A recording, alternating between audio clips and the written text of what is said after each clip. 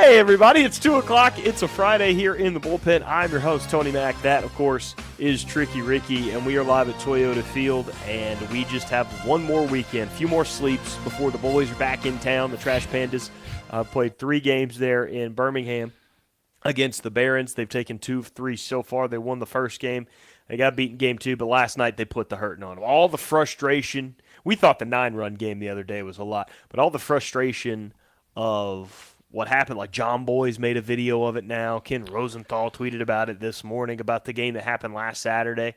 All that frustration got taken out on the poor Barons yesterday down the road. 13-3 was your final. 13-3. There were some guys that play for the Pandas that hadn't even recorded hits in the first 3 games against Chattanooga. Some of those guys are batting over 300 now. We have like 4 or maybe 5 dudes batting over 300. Yeah, I got the stats pulled up right here. Why don't we just go ahead and dive right into it? What do you say? I'm with it. What we got? All right, leading the team batting a stellar 500 with 2 at-bats, Miles Emerson. How about him? Miles. All right. That's efficiency. Edgar Caro's back up. You get your moment, and you shine. Mm-hmm. That's what Miles Emerson does. He's batting 500. Got to be leading the league. Got to be. 2 at-bats. Efficiency. Now, leading the team in games played, which is all of them, tied for the lead, Zach Neto. 9 hits, 1 double, 1 homer, 7 runs scored, 5 ribbies, batting a stellar 391. That's what I'm talking about. Look at that OPS. Ah! That OPS is 1.082. 1.082. He defeated a perfect score. That's amazing. How do you calculate that one? On base. The OPS is on base plus slugging, right? Sure. Or is it the OBPS? I could be getting it mixed up. I never know. These 7, add the carry the 1. No, that's right. I'm doing the math. You're absolutely right. Slugging percentage plus on base percentage equals your OPS. That's right. Yeah. Neto above 1. Fantastic. And then the man who broke the record for most games played in a Panda uniform last night, Orlando Martinez, batting .353, played in all but 1 game. Touche, sir. Touche. Leads the team in RBIs as well with 7. Yep. 7 ribbies already. Had the home run in, what was it? It was game 2. It was the first win of the season. Had that 3-run home run that eventually won it for the Pandas. Won it for the Pandas right there. Way to go, Orlando. Mr. Panda, which I've been calling Colton Ingram Mr. Panda, but now the Mr. Panda title has to go to Orlando Martinez. He's taking it now. By the way, that record, I think now he will continue to add onto his 146 games Orlando has played as a Trash Panda. Mr. Panda in the house. Also batting above 300. He's played in all 6 games, 21 at-bats, 7 hits, 3 doubles, 1 triple, 2 RBIs. Tucker Flint. Hey, new guy, newbie. New addition to the squad this year. Like guys by the name of Tucker. They seem like a lot of fun. Hey, we're going to Tucker's later. You hear that invite, you go, dude, what's going on at Tucker's? Let's roll. By the way, the 3 guys, not Miles. Miles has only had 2 at-bats. Those 3 guys played in 5 and 6 games, all batting over 300. 391 for Orlando, 353 or 391 for Neto, 353 for Orlando, and then 333 for Tucker Flint. Hey, man, Tucker's parents are out of town this weekend. We're going over there. It's going to be sick. That party's batting 333. Also above 300, played in all 6 games, 16 at-bats, 5 hits, 3 runs, 2 doubles, 2 RBIs, 2 stolen bases. No, excuse me, 1 stolen base. I got ahead of myself. But nonetheless, the man who is going to be on the Bryce Teodosio bobblehead, who is it? Bryce Teodosio. How about that? All right. He's batting 3, and I like to see that too, batting 313.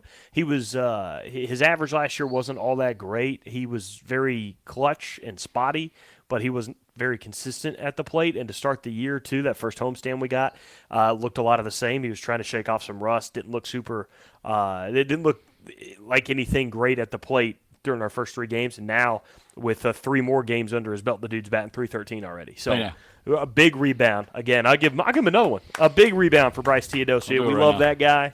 We love seeing him here. He's got 5 hits now. And the final Panda, batting 300, played in 5 games, 20 at-bats, 5 runs scored, 6 hits, 3 doubles, 6 RBIs, second on the team in that category. The catcher extraordinaire, Edgar Quero. Hey, Edgar! Right. Now I got to ask you, is it Quero, What are we going with? I've heard both. I don't want to mess this up. I'm going Quero, and here's why. Because last year I called, just with our first homestand, Nick Quintana from Chattanooga. I called him Quintana all year when they came here, and I feel like it was directed at me. But on their roster, specifically in all caps, Quintana. So with that same thing, I'm going Quero until told otherwise. Do you have the what's it called when they put that down? They spell it like the pronunciation thing? No, the phonetic spelling. I don't have it for Carol, but our media guy over there didn't get it for me. All right, let's get hooked up on the phonemes over there, big guy. All right, we got an announcer over here trying to do his job, trying to bat above 300. We'll get there eventually with you, but touche to everybody on the Pandas right there. Yeah. 5 fellas. All right. 5 fellers, all with significant playing time. And Miles Emerson, Mr. Efficiency, batting 500. How about it? But, man, and then another round of applause we're going to have to give here. We were just looking at the bats right there. But a big one's got to go to the guy who pitched 6 amazing innings in the first leg of the doubleheader on Saturday, and then that was completely washed away from memory because of what happened in the 7th inning. Goes out there and pitches last night. Does give up 2 runs. The game was already well at hand, though. But how about Mason Ehrlich in a W last night? How about him? He's got 9 innings pitched, 9.1 to be exact, ERA of 1.93. He's got 15 strikeouts, only giving up 2 earned runs, 8 hits total in those 9 innings. Some of his stuff is absolutely filthy. I've been seeing it on Twitter, floating around from Angels fans or just baseball fans, minor league baseball observers, all this stuff, talking about the junk Mason Earl has been throwing out there. I got one more for you, too. Mm-hmm. How about the rare 4-inning save, Brett Carey last night? How about it? I had to ask our media guy. I said, what is the rule on that one? Because I've seen that a few times throughout baseball. You'll see it, a guy will get a save in a game where it's like, I think a position player pitched for the Barons, no joke, I think for 5 innings last night. He did, yeah.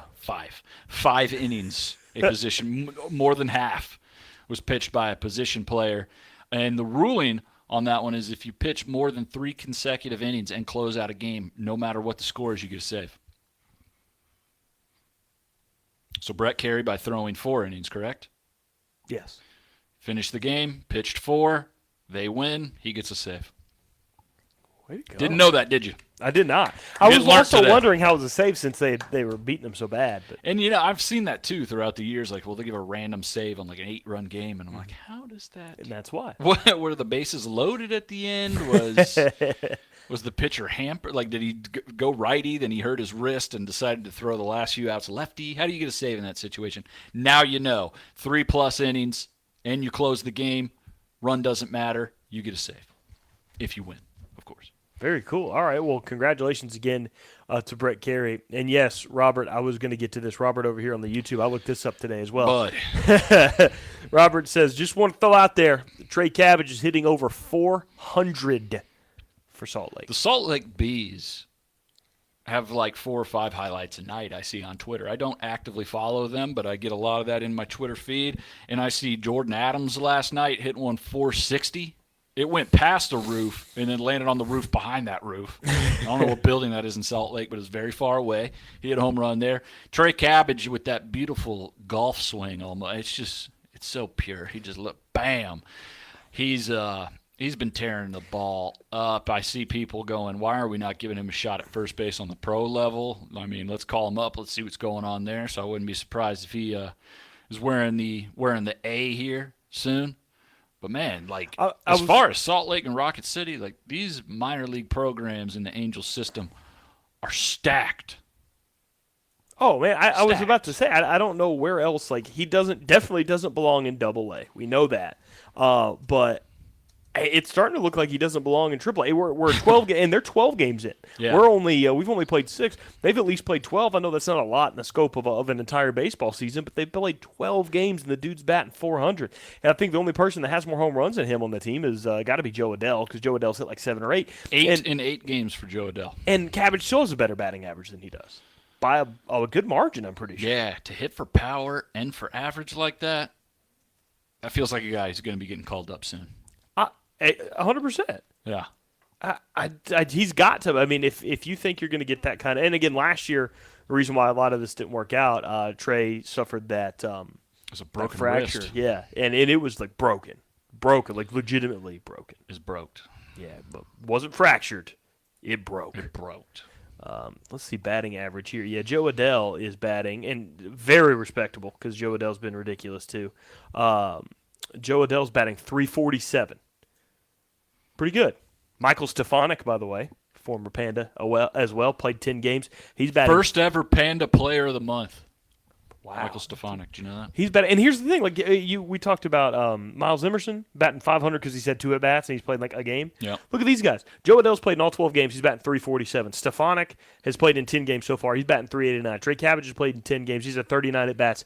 He's batting .462. Dude, that's crazy. That's just a great stretch. I mean, my God. 462. 3 home runs, 2 triples, 3 doubles, 18 hits for Trey Cabbage. 12 RBIs, by the way. Joe Adell has 17. He's good at baseball. Yeah, Jordan Adams has 15 RBIs on the year. He's only batting .209, but he's got 15 ribbies. Yeah, he's been playing good. These former Pandas are so good at baseball that the Angel, the reason why we're bringing that up, it kind of goes into what we've been talking about over the course of the start of the season, that the Angels farm system, AA and AAA, which is stacked with a lot of former Pandas, it's really good. Like it's very good. Yeah, it's pretty. So no joke. You know what's not pretty? What's that? I don't know if you've been seeing this. I wanted to look at this in Major League Baseball. Have you seen Javier Baez? I haven't watched any of the games, but I've seen it from afar, and it looks like he's struggling. Did you see what he did yesterday? At playing sports. What's up? He got pulled yesterday. He got benched. Yeah. Yeah. So Javi Baez played for the Cubs, and then he left the Cubs not this past offseason, but the offseason before, right before the 2022 season, left and signed a massive deal. And now he got who's the manager now? AJ Hinch, the guy, the former Astros. Guys should be at the Astros. Yeah, yeah. He's their manager now. He pulled him last night because Javi, I don't think's had an extra base hit all year long. He smacks one out. I don't know if it was left field, center field. It was a close-up view of the play, but he's pimping it. Throws the thing. He's jogging. Turned a triple into a double because it bounced off the wall. It wasn't close to a home run. Bounces off the wall though, like middle of the wall. He gets to second base. Then there's one out. The next guy comes up, smacks one into center field. Here goes Javi, head down into third base. Pick it up, throw him out at second because the out's wrong. Yeah, he's like, what? And the guy who hit it, I can't remember who the batter was after him, but he hit it. He looked over the dugout as soon as he saw. He was trying to tell Javi, he was like, there's only one. And he goes and he gets thrown out. He turns and looks at the dugout as soon as he gets caught out. He looks at So Javi goes down. Nothing like having a brain fart and then having to look at your whole team. Hinch goes in there and talks to him, and, yeah, we're good. It's just one of those things. He's very important to the team. But here's the issue, is it's not like it's just base running hiccups. The dude is playing terrible. His batting average He's playing terrible. His batting average is 100. Yeah, that's bad. Not like 1,000, not 1.00, 0.100. His triple slash, I can't remember what the slugging was, but his OPS is also like 1. I'd imagine not good. It's very bad. It's like 100 and then something and then 1. It's all 1-1-1 though. Yeah. That's when you know you're in a slump too. When you get a double and you still screw up. Yeah. Like you're hitting 100, you blast one off the wall. You don't run hard enough. You miss a base, and then literally the next at bat you screw up even worse than you did. Literally one at bat before. JB gets it on YouTube. He says, "When will the radio show start again? This Chapel Sports Show is killing me." I got bad news for you, JB. We're not on the radio anymore. We're out. Yeah, I don't work for Cumulus anymore. Ricky hasn't worked for a full-time basis for Cumulus in like 4 years. And we just do this podcast for fun to keep everybody that was there on the radio listening to us, which we do appreciate that you even knew that we did a show. We do this for you guys. We do this for even some of the players' parents, because we've got Mama and Daddy Ovan that listen and watch, which is awesome. And I know the Netos kind of keep up with us on Twitter, and the Teodosios do as well. So we're just we're doing this. This podcast isn't necessarily a means of living. It's for fun and something for everybody else. This is it, Jables. But let me tell you, you're not alone in your sentiments. I've heard that a lot. So we've heard a mix. We've heard the first half, which was when the radio show started again, because people just miss hearing us on the radio. And then there are those who want to hear us again, maybe not necessarily because they loved us, but because of what you said on the other half of that. So. I'll take it. Yeah. That's a win either way. That's like a walk if you take it in baseball terms. You didn't get a hit, but you're on base. No. May have got hit by a pitch. I'll take that. Yeah, but hey. One glance to the elbow, but we had a pat on. Mm-hmm. It's all right. So there you go. JB, we welcome. Appreciate it. Welcome aboard. This podcast is downloadable every day around 5 as well, after we do it live at 2. So remember that if you're needing a little something to fill the time during your day. Yeah, we do an audio podcast, but while we do the audio podcast, we stream it live on YouTube for anybody that wants to watch in real time.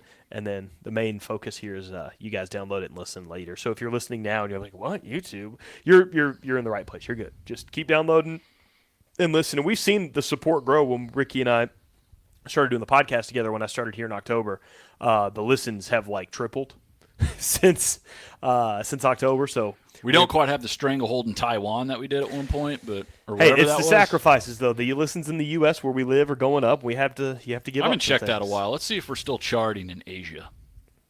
And we're actually talking baseball now. We weren't talking baseball then. I know, right? It was October. We were talking October, November. We were talking football and everything else. We should be over like hotcakes.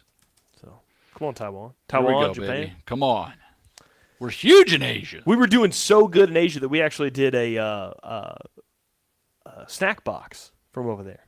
And it was great. I don't know how to take this one. We're number 68 in China. Ooh. I'm not kidding. We're number 68. We're number 68 in baseball podcast in China. I'll take it. Yeah. Woo! Let's see what we're better than.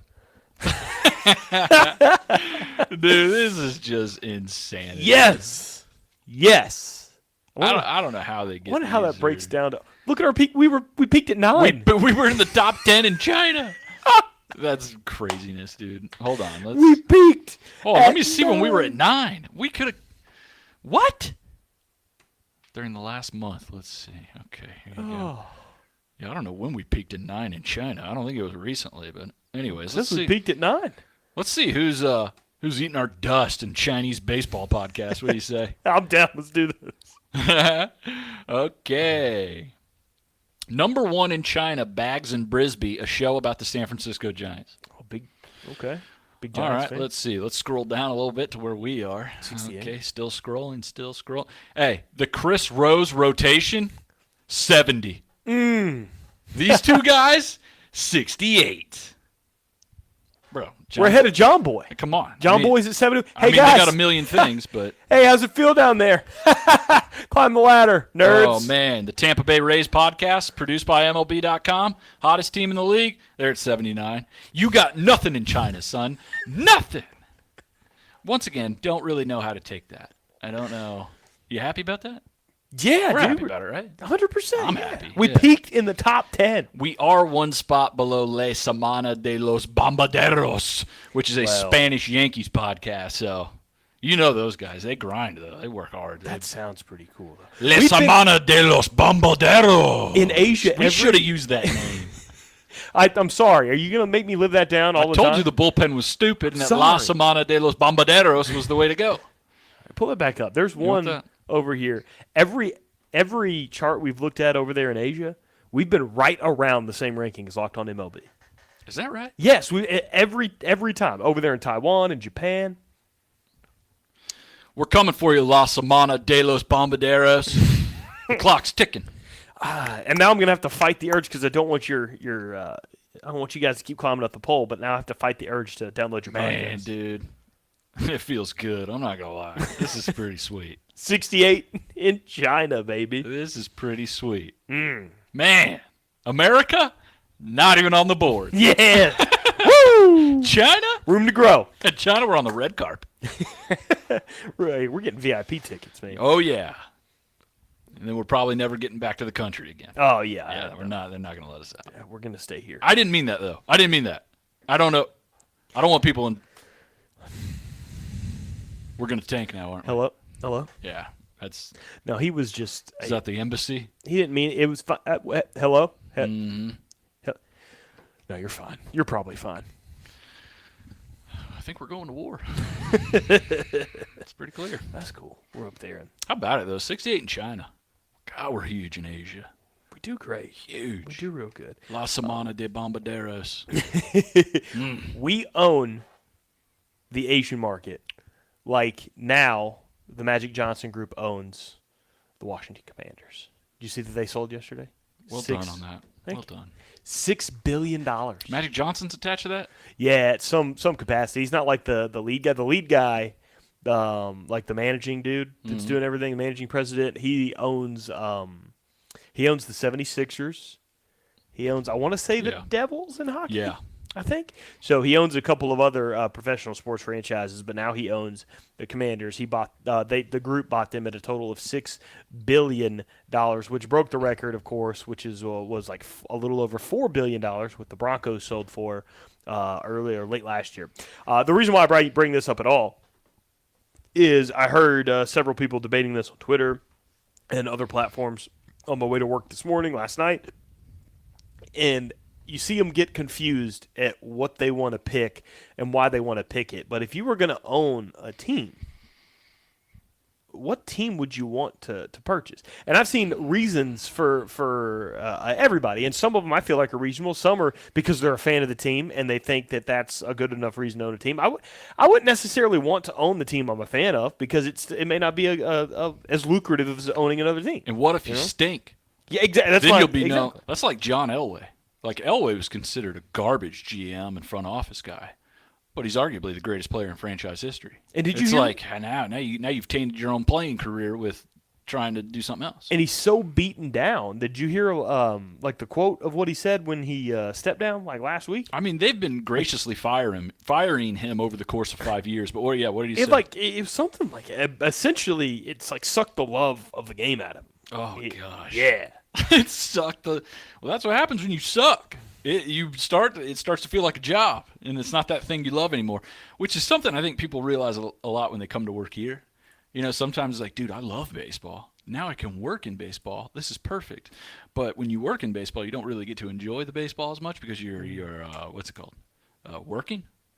You know, so it seems like a good idea in your head. Then you do it. And you're like, no, this isn't really what I wanted. Elway sounded like that guy. Yeah, it was. He was the GM for a while, and you got the Paxton Lynch picks, you got the Tebow years. Outside of Manning, like, what's the guy done as far as like drafting? I mean, maybe like Bradley Chubb or something. He's had some picks here and there, but he's really botched a few of these. But it's John Elway, and as a guy anyway that as the GM that's going to control your team, you have to land on a quarterback.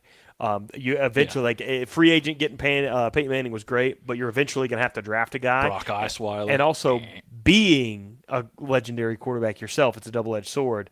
Not only as a GM are you expected to do it, but as a former quarterback, you got to do it. Yeah, you're supposed to know what quarterbacks look like because you were one of those people. He's whiffed so bad. And the thing is, he was GM, and then they shifted him to team president. Mm-hmm. Yeah, he stepped away from the GM role like they two, gave him 3 years ago. They made up a position because they didn't want to fire John Elway, and then it got to a point where they're like, "Dang it, dude, we got to fire John Elway, but we can't fire him, so we're just going to have him graciously leave, sad with his head down." It's brutal. Went out and got Russell Wilson. He's done nothing. So Larry Bird, remember when he wasn't a coach? You think he was the GM of the Pacers for a little while? He coached the Pacers, I believe. I think he coached them to a finals. No way. I think so. Larry Bird, head coach. I don't know about that because I feel like his days in the front office weren't great. Was he not over there when I'm an idiot. He got coach of the year in 97, 98 and led the Pacers to the finals in 2000. But he was only there for 3 years. What happened? I thought he. In 2003, he was named president of the Pacers and held it till 2012. He won executive year in 2012. I wasn't talking about Larry Bird. Remember Larry? Ah, damn it. Yeah, that was wrong. Remember Isaiah Thomas? He tried coaching. Isaiah Thomas. And that failed. That failed for him. That's the one. Yeah, That's yeah, the yeah. one. That was what I was going. They look so much alike. It's like, how would you? They look so. Remember that Larry Bird? He really sucked. Oh yeah, he's just got a mantle full of trophies from all of his accomplishments. Everything that he did. But I think he was coaching when Miller was playing. So Yeah, I mean that team was already built. Larry didn't do anything. Oh man, Executive of the year. Oh my gosh. NBA Coach of the Year. Yeah, no, he's one of the greatest. Whatever. That Isaiah Thomas though, he really stunk. Michael Jordan just had to sell the Bobcats. Yeah. The Hornets, the team he originally bought, was Bobcats. So I'm just trying to bail out of that fail. So what team would you like to own in professional sports? Oh, the Indiana Pacers. Because I feel like I want to make up for all of the terrible years Larry Bird brought to the franchise. What team would I own? Do you know? I'd own a NASCAR race team. Ooh. That's cool. That's Speed. good. Yeah. Speed, baby. Hot. What's that Eleanor Roosevelt quote? Hold on. She loves speed, too. I can't spell Eleanor. I think you nailed it. No, I didn't. Oh, no, you just missed it. America is all about speed. Hot, nasty, badass speed. Eleanor Roosevelt. I'd go with a race team. I'd like to have me about like 4 race car drivers. I can go out to them races. I can wear the cool jackets. I can wear those race jackets with all the patches on them. I can get all the Sunoco race fuel I want. I'm secondhand huffing gas all day. That's fun. I mean, the owner of a race team is the best. You can hang out in the pits. You can wear that headset. Maybe if you're cool with the crew chief, you get one of those big high chairs, one of those lifeguard chairs, so you can sit up there. You hang out in the infield the whole week before that. You're partying. That's I true. don't know NASCAR. The infield part's appealing, and then also like you could make up, like you're cool enough to where you could make up stuff that would catch on, and people would say it. Like what was it from? I can't even think of the name of the movie. Rubbin' is Racing. You can make up cool Rubbin's stuff. Like racing, man. Rubbin's Racing. Well, you can Dale make up Earnhardt stuff. said that, or was that Tom Cruise? I think it was Tom Cruise. Days of Thunder. I believe it's a Days of Thunder's quote. Days of Thunder quote. They stole it. From, I think they stole it from Cale Yarborough. I think they stole it from Eleanor Roosevelt. That's possible. She loves speed. Rubbin's Racing. Buddy, you get her a Model T, and she's going to hop that sucker up. Was she alive during that time? Is that at all right? I don't know, man. I'm still stuck on how hard you whiffed on Larry I know. Bird. I'm on a bit of a stinker today. The Eleanor Roosevelt thing could be off. She might have had a Toyota Tacoma. I don't know. You What whiffed. year was she around? You whiffed on Larry as a coach and then doubled down and whiffed on him as an executive. Eleanor Roosevelt's car. Oh, yeah, that's an old car. I would say so. That's pretty old. That's Frankie Rosie. That's Frank's Roosevelt's car there. I was going to say, I saw President Roosevelt, and I'm like, I don't think Eleanor was the president. She drove one of those cars that had the spare tire, like, right on the side of the car behind the front tire. Oh, yeah. One of those things. Mm-hmm. I don't think that was a Model T. That might have been the Tire Model doesn't even J. look- I think that was the second. I think Henry Ford came out with number 2. Sequel. Yeah, Eleanor got the Model J on that one. For me, owning a sports team, I heard people say like the teams that they're fans of. I don't know if I'd want to own the Titans because they do have issues. I mean, it's not like they struggle getting fans, but you'd have to really work marketing. I'd want a well-oiled machine, right? A team that sells itself but also has a good team. I heard people say, "Oh, I'd like to own a team out there in Los Angeles." Why? Their marketing's terrible, too. They can't get people to come to their games. Too much competition. There's too much entertainment. They won a Super Bowl. Couldn't get people to come to their games. Yeah, I'd want to be. I'd want to own a team like it's got to be a team where, number one, again, it's easy to market because they're good, but also you got a fan base that just, no matter what, they're diehard that team. LA's not it. Tennessee's not it, especially I'm talking NFL. Nashville would be a cool place to own a team, though. But something like Pittsburgh or Green Bay. You know, I know everybody owns Green Bay. I know. You could go in Green Bay and be the first owner, but you'd be more of an emperor. They'd probably hate you. I could own Green Bay. Everybody can own Green Bay, I thought. You just buy a share, right? Which, by the way, there's nothing wrong with emperors, okay? I'm trying to think of that Chinese market. Everything's totally fine with us, okay? I don't really mean that. We'll cut this out. Don't worry about it. So, yeah, Packers would be cool. That'd be cool. I'd like to own the Portland Timbers. You ever see when they score a goal in the MLS and those two dudes with the chainsaws get out there and just start sawing logs? They got that long tree and they just cut those cylindrical. No, but I'm gonna. It's pretty sick. We need to get something like that. I wish we had some. Ooh, Earth Days. Well, I guess cutting down a tree is not really celebrating. That's the opposite of what you'd want. That's the exact opposite of what Earth Day is. Maybe we could plant a tree every year on Earth Day, and then the next year we cut that sucker down at every home run. You know, do something like that. Yeah, you could repurpose that tree into a bat. Oh, that's nice. Yeah. All right, we'll saw it long ways. Mm-hmm. We'll make bats out of it. That's how you live green. That's right. That's a green initiative. And that's something you're only going to get from the trash pandas. That's right. None of these thoughts, by the way, are sanctioned by the Rocket City Trash Pandas or any of their. All I know is whatever you win, you got to earn it. And that's what the Panders do here. That's what we do. If we win something, we earn it, unlike what they're doing in the NBA right now. Have you seen the nonsense they're talking about with the MVP trophy? What's going on there? Oh, this is unreal. So a lot of people are going at the talking heads, which I think is wrong. The talking heads are just kind of like reiterating what they've heard from the voters. Some of them are voters, so I guess you could count it there. I think Stephen A. is one of them that said this too. But Joel Embiid, like it's like not very well kept secret. Joel Embiid's going to win the MVP because he got a bunch of pity votes. Not to say that he wasn't a deserving MVP this year. Pity votes? Yes, I'm going to explain. It's not that he wasn't a deserving MVP, but was he the most deserving? If he was, here's why he was the most deserving. It's because he was the best player over Jokic. Not necessarily. A lot of people, because Jokic has won 2 MVPs and Embiid has won 0, they're voting for Embiid because he hasn't won one. Not because he's the best player. That's nice. Not because they think he's better. Actually, in fact, yeah. Most people are saying, well, if Jokic didn't win the MVP last year, then he would win this one running away. So they're getting Embiid. He may not have been the best player. He might be right here. To some, he is up here. To some, he is the best player this year. He might be right here, but the sympathy vote's putting him up here. And that's unbelievably stupid. And we kind of already do that anyway. Like, I wouldn't say we vote MVPs because they haven't won one, but we do exclude guys that have won too many. LeBron, MJ. We do that. But to openly admit that you're going to vote for a guy, the edge that this guy has is because he hasn't won one yet is very dumb.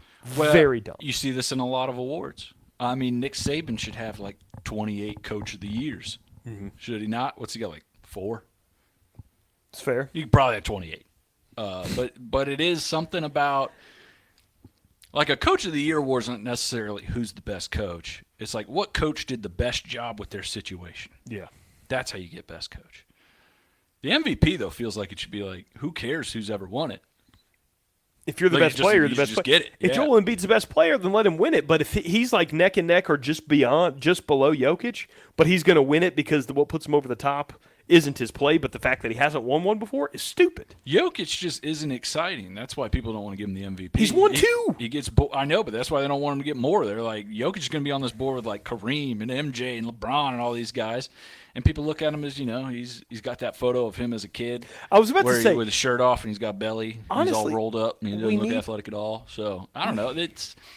You would think Jokic wouldn't get that treatment like the Mahomes LeBron effect, where you're so good at your sport you have to have just an interstellar type year to win the MVP. Like, just a good year for you is considered average to the voters, where a good year for somebody like who's never won the award, it is weighted a little higher. Yeah.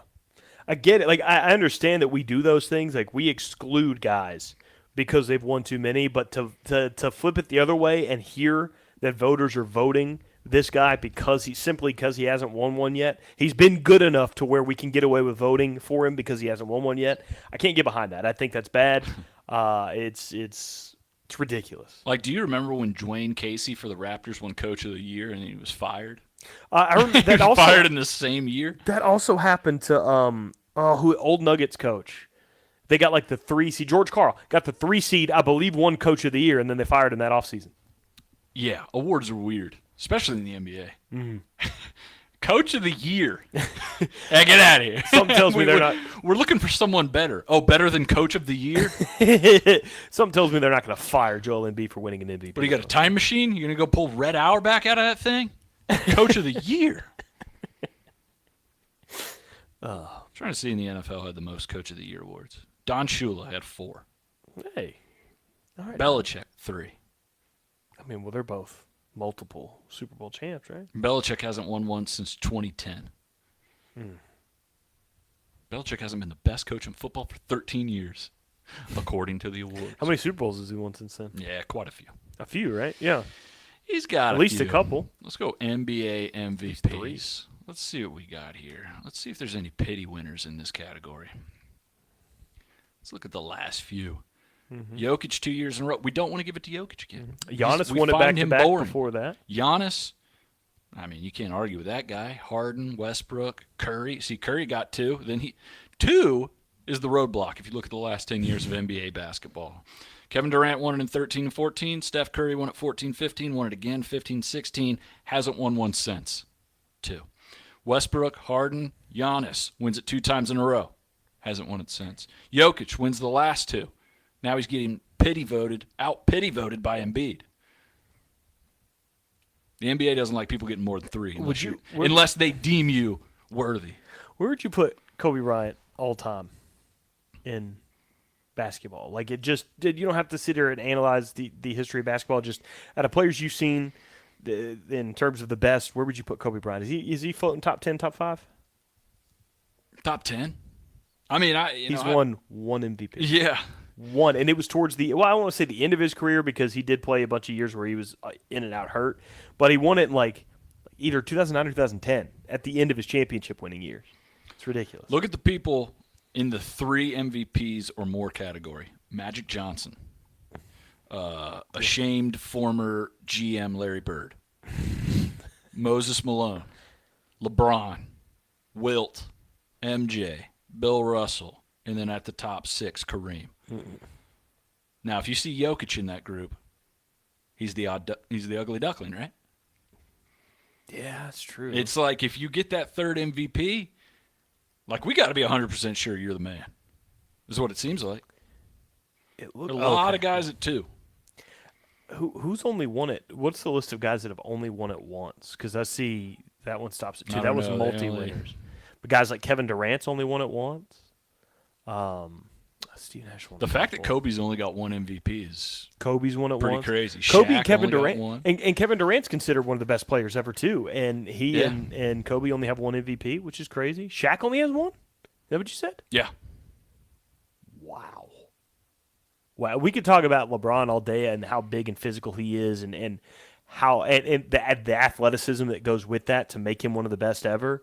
But Shaq was that before LeBron. Obviously doesn't have the shooting ability and the stretch ability that LeBron does, but Shaq is one of the easily top 2 most dominant athletes in the game of basketball ever. From 1960 to 1980, a center won the MVP every single year but 1. Who were they? Let me guess. Most of them had to be Bill Russell and Wilt Chamberlain. Wilt Chamberlain, Bill Russell, Bob Pettit, Wes Unseld, Willis Reed, Kareem Abdul-Jabbar, Dave Cowens, Bob McAdoo, Bill Walton, Moses Malone, all centers, the 1 point guard to win the award between 1960 and 1980.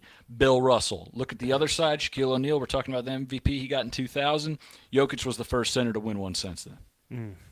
So he's got that going for him. And too. we've had Even though good center- Embiid is technically a center, though, right? Or would you call him power forward? No, he's a center. He's definitely a center. Right. Definitely a center. So we're going to have 3 centers in a row in it? Yeah. And then there's one notable center that didn't win an MVP in between Shaq and Jokic, who's going to be in basketball Hall of Famer. Yep. Dwight Howard. Zadrunas Ilgauskas. What? Dwight What did Howard. you say? Dwight Zadrunas Ilgauskas. Is that what you said? That's right. Yeah, that's what Big Z. Oh my God! The Big Z. You didn't see that one coming, did you? Did I just hit you with a backdoor Zadrunas? That's a good pull. Yeah. I love that pull. Oh, it's a good pull. Zadrunas Ilgauskas.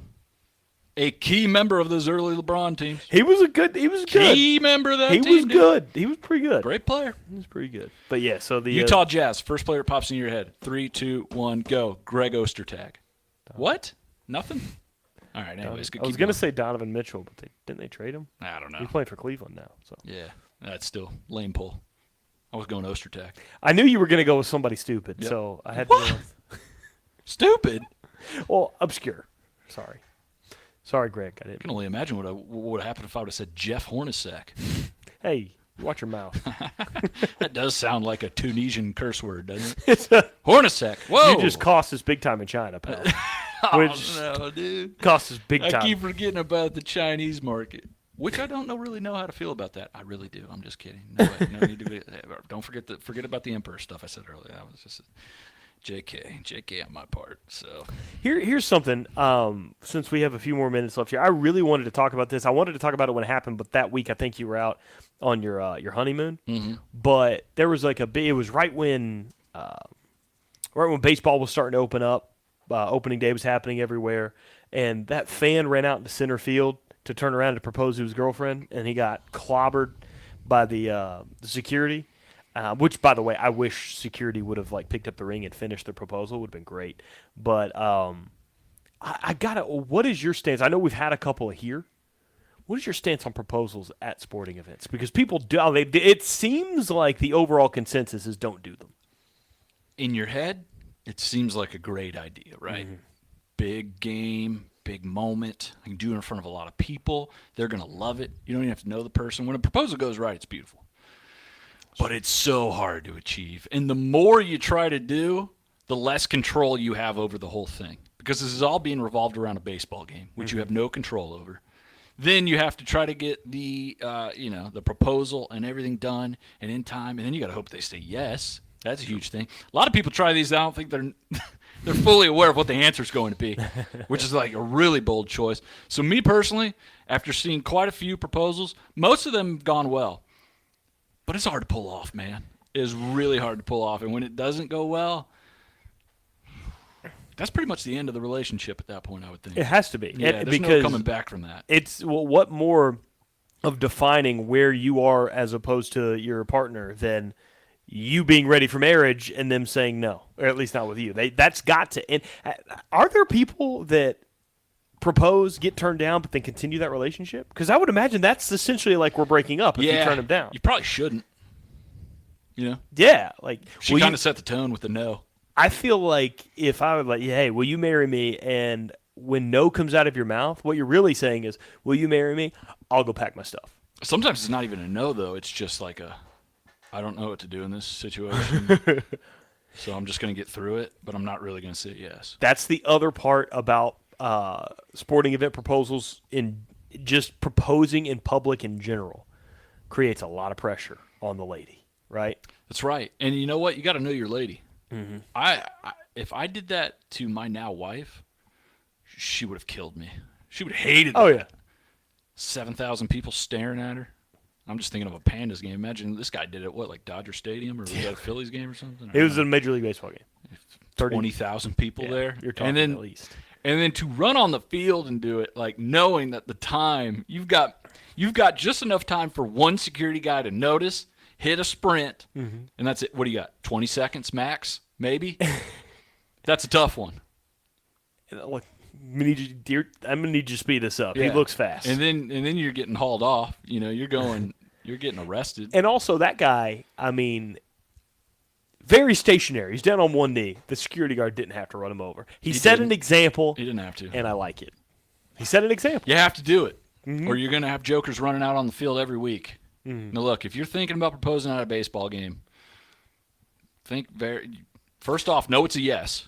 Garrett, you've got, and I don't mean like you've got to be 100. You got to be 1,000% that she is going to say yes. Like she's threatening to take you on that show, The Ultimatum, where they take couples who are together but haven't got engaged yet, and then put them in a situation where it's like you have to get engaged, or we're gonna break you up. Exactly. It's got to be like one of those relationships, like Ricky's saying, that she's dropped hints. Like you guys been together long enough where she's been like, "Oh, did you see the Smiths got engaged? Did you see the ring? It was really nice." You pretty much need to get to the spot where I was a couple weeks before proposing, where they're like, "When are you going to do it?"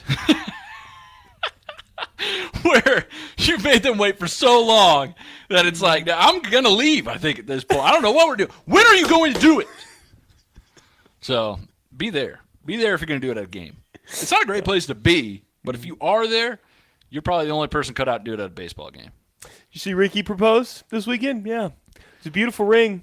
The heart shape would have been a lot nicer, if you know what I mean. Dude, There was a guy who proposed to a lady before, I think, a Tennessee Smokies game. And it was during the first pitches, during the pregame. She threw a pitch, and then he got down on a knee and did it.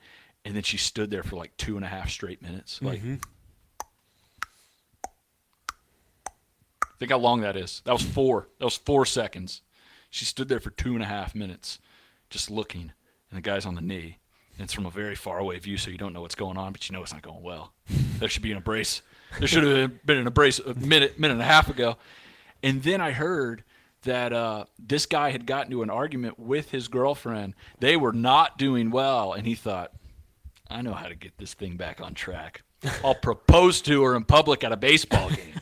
You idiot. You idiot. Don't do it. Hey, baby, I know we're going through a lot right now, and you're trying to wrap your mind around this, but I think Bachman's warming up. We need to get out of the way. Can we? You gonna go ahead and say yes? I'm sorry about what I did last week. I'm sorry about that. I know. I shouldn't have said your sister was pretty. I'm sorry. Will you marry me? That's not gonna work. That's not gonna work. I was just about to say something very similar. Look, your sister is a very pretty lady, but I mean nothing by it, all right? I love you. Will you marry me? It was a mistake, all right? Slap in the face. At least it was your relative kind of looked like you. She's your twin sister. It's really a compliment to you, too. Oh, come on. He looked just like, he was my brother. He looked just like you. What do you want? Don't do it, folks. No. Don't do it. You got to know that it's a yes. You need to be in control of the situation. Yeah. And also, like Ricky said, know if your girl's going to handle it well in public or not. My wife would not have done well in public, Ricky, and it sounds like Morgan would not have as well. So yeah, it would have been bad. All right. So we saved the best for last year. We've got just a few more minutes here before we send you off onto your weekend. And what better way to send you off to your weekend than reiterate what Lucas had put up on social a little bit ago, and that is our specialty jerseys. We got 1, 2, 3, 4, 5 coming your way this year, one for each month of the season, I believe. We've got. Are we starting on the left here? I believe so. They're in order. Yeah, I think they are in order. So we've got a Star Wars night theme jersey. We've got Armed Forces night. We've got the Marvel Defenders of the Diamond jersey. We got a Space Night jersey, which is like a nice little spacesuit looking deal. And we got, of course, the Huntsville Stars jersey coming back again. Always my sentimental favorite. Mm-hmm. It looks so good. I almost made a clean sweep too. Like we have the opportunity to get them for ourselves, being working here, and with daycare being really expensive and everything else, I'm like, you know what? I'm going to refrain. They're really, really – I want them so bad, but I have to make sacrifices. We got to the very last one Lindsay sent out last week and was like, hey, Huntsville Stars jerseys, here's the rendering. Let us know what size and number you want. You got till Friday. And I was immediately like, oh, well, here we go. I need that. Mm-hmm. I have to have that one. So if we're going to rank these – Huntsville's my favorite. The Stars is definitely my favorite. Stars is nice. The Stars jersey we did last year was a white one. This one's the dark blue. It's got the old 80s, 90s Huntsville Stars logo. So nice. I'm hoping we do one in that royal blue next year. Really encapsulate those Canseco McGuire years. But I love the Huntsville Stars one. Our space jersey's awesome, I think. The space jersey we've had has literally had space on it, stars, planets, all that stuff. This one is that orange astronaut suit that like you see astronauts wear, like as they're like walking through training and stuff. Like Bruce Willis in Armageddon. Yeah, and it's got them little tubey connector things right there, and a zipper and an American flag. It looks cool. Like Bruce Willis in that movie where instead of training astronauts to drill a hole into space rock, they decided to teach an oil rig company to be astronauts and go drill a hole into a space rock. It makes sense. It makes sense on the back end. That's a cool one. Marvel, of course, first time we've had our Defenders of the Diamond jersey. This is our first Defenders of the Diamond jersey, right? I think so. Definitely the first time with that logo. We've done like we've had some superhero ones, but this is our first ever, with this Marvel created logo right there. It's got some space going on. That's cool looking, blue, red sleeves. The Armed Forces one, I think is going to have a lot of people that love it. A lot of people that don't like it because it's a different kind of take, and it's kind of off of like the Army football team did these uniforms for the Army-Navy game a few years ago. So it's got that Army green, like that darker kind of green on the sleeves. It's a white jersey, the logo right here, and that dark green, and it's got Trash Pandas.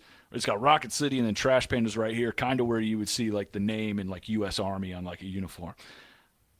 This one's growing on me. At first when I saw it, I was like, ooh, this is a little like there's no words on it. I mean, it's not the traditional looking baseball jersey, but I really like it. If we're going into a room and there are 5 rooms and there's one jersey in each room, you go into that room, you're looking at it, you're like, this is very nice.